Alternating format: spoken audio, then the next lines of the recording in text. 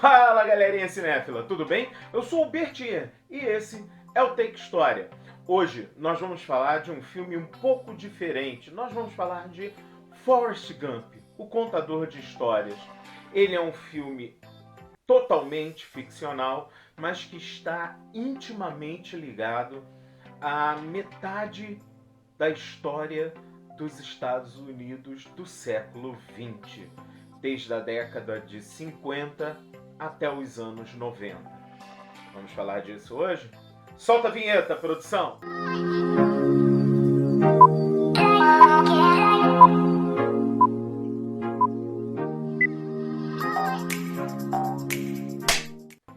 Bem, pessoal, nós vamos falar da vida de um homem chamado Forrest Gump.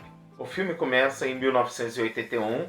O Forrest está sentado, esperando um ônibus, e começa a contar a história da sua vida para quem chega perto dele.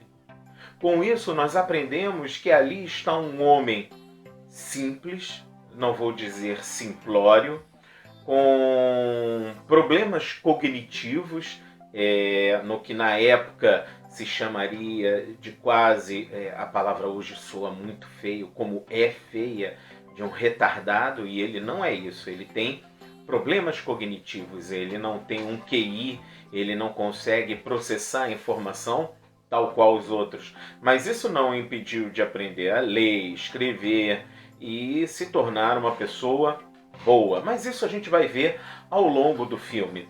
O que nós vemos é uma criança que sofre o que hoje se chama bullying, perseguida na escola. Uma das primeiras cenas mostra o Forrest levado pela sua mãe para o ônibus da escola e ninguém quer que aquele garoto sente ao seu lado, e ele é aceito pela Jenny, que vai ser literalmente a menina dos olhos do Forrest, vai ser a paixão para a vida toda dele. Nós vamos desenvolver essa parte da história um pouco mais à frente. O que nós vemos é a mãe do Forrest muito preocupada com ele.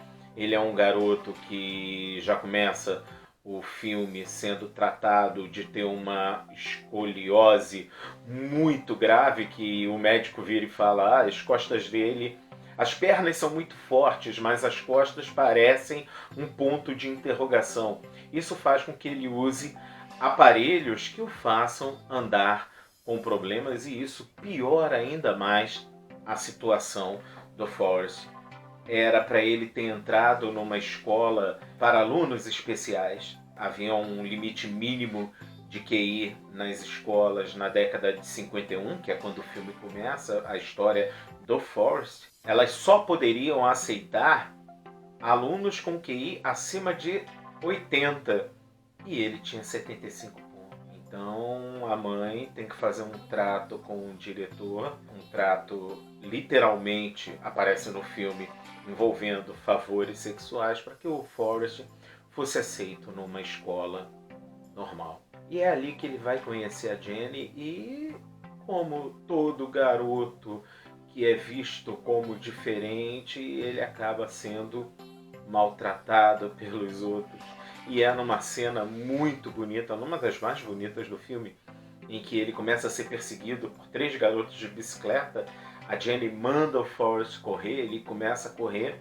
Aí vem uma transformação em câmera lenta, na qual ele começa a correr, o aparelho começa a se desprender das pernas, e ele descobre que ele não só consertou a coluna, como ele é um garoto extremamente rápido. Foge de 3 garotos a toda de bicicleta a pé.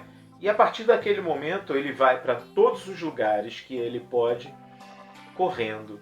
E é assim que no futuro há uma passagem de tempo nesse momento, no qual ele se torna um jovem de 16, 17 anos, voltando a ser perseguido por mais 3 garotos, só que dessa vez de carro, e ele sai correndo de novo e deixa o carro para trás.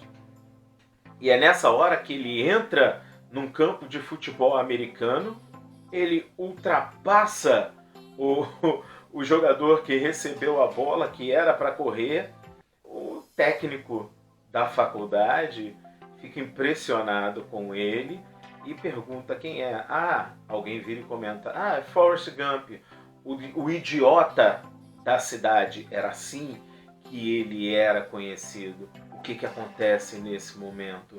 Ele é convidado para jogar futebol americano, como, se eu não me engano, a posição dele, runner back.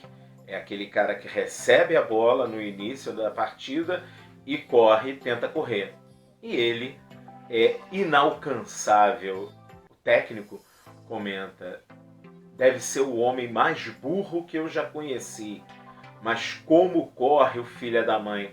E o interessante, a produção vai estar botando aqui a imagem, porque esse personagem representa um técnico de verdade, um técnico reconhecido nacionalmente nos Estados Unidos por estar sempre usando um chapéu quadriculado preto e branco. Ele, se eu não me engano, trabalhou até bem pouco tempo atrás. E isso é um forte do filme do Forrest Gump. É a ligação dos acontecimentos da vida do Forrest com acontecimentos da história norte-americana. Vamos voltar um pouco para quando Forrest era criança. Forrest, ele não conhece o pai. Ele recebeu um nome graças ao que a mãe dizia ser um herói da história dos Estados Unidos do Sul. E ele comenta, e essas partes são extremamente inteligentes, extremamente interessantes, que o parente dele, que é ele mesmo, o Tom Hanks, fazendo o papel do personagem do Forrest, ele, o meu parente gostava de vestir camisola branca, capuz branco, e vestia os cavalos e ficava andando com os amigos. E esse parente era fundador da Ku Klux Klan, um grupo de homens de extrema radicalidade, racistas, que pregavam matar negros tacando fogo na cruz com esses negros crucificados ou simplesmente perseguindo os negros. Então, é uma coisa chata, é uma coisa difícil de se entender, você tratar como o herói do seu filme um herói racista dos Estados Unidos, um herói racista não, um homem que é da história dessa página triste da história da humanidade, que é o racismo, que infelizmente existe até hoje, não só nos Estados Unidos, como no Brasil. E isso, o filme é o tempo todo assim, lançando histórias, lançando ideias, lançando imagens, que nós podemos passar horas discutindo aqui. E é isso que faz o filme ser tão interessante. O Forrest, ele explica que a mãe, para ajudar a criar ele e ganhar dinheiro para viver, ela transformou a sua casa numa pousada. Era mais ou menos naquela época em que nos Estados Unidos, década de 50, década de 60, nos Estados Unidos havia aqueles vendedores que andavam de um lado para o outro, vendendo produtos, vendendo enciclopédias. Isso aconteceu no Brasil também, mas um período um pouco mais tarde. Mas isso é comum da história dos norte-americanos. E ele explica que dentro da casa dele tinha um garoto muito simpático que tinha um violão. E ele ficava dançando para esse garoto. Nós vemos o Forrest fazendo um passo muito estranho por causa dos aparelhos na perna. Aí a mãe tira ele do quarto, chama ele para almoçar e o garoto vira e fala: não, deixa ele aqui, dança mais um pouquinho para mim, eu já estou descendo. E ele fica tocando o violão e o Forrest dançando para ele. Algum tempo depois, a mãe, andando com o Forrest na rua, vê esse garoto se apresentando. Esse garoto não era nada mais, nada menos do que Elvis Presley.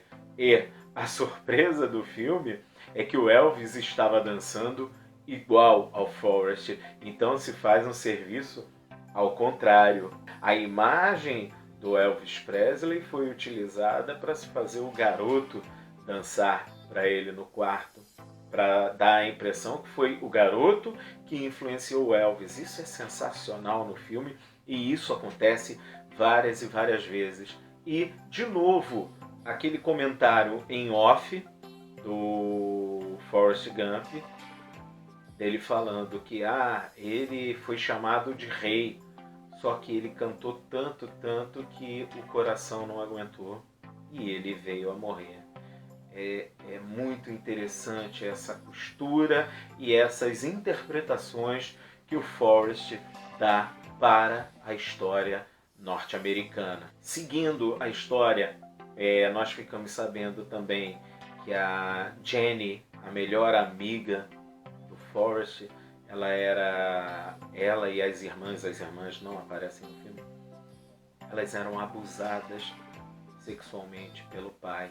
A mãe já havia morrido e era um alcoólatra pedófilo. E o comentário do Forrest é muito forte. Nunca pensem que esse filme é para criança. Esse filme é para nós adultos. Ele tem umas coisas bem pesadas, tipo quando o Forrest comenta: ele é um homem muito carinhoso, pois ele as toca e as beija constantemente. É muito triste a gente ouvir isso e entender o que se está falando. E isso vai ser um trauma para a vida toda da Jenny. Inclusive, ela coloca a culpa de tudo isso que ela passa nesse comportamento do pai. Eu tenho muita coisa para falar, mas eu quero falar mais ainda na semana que vem. A gente fica aqui, tá bom? Um abraço.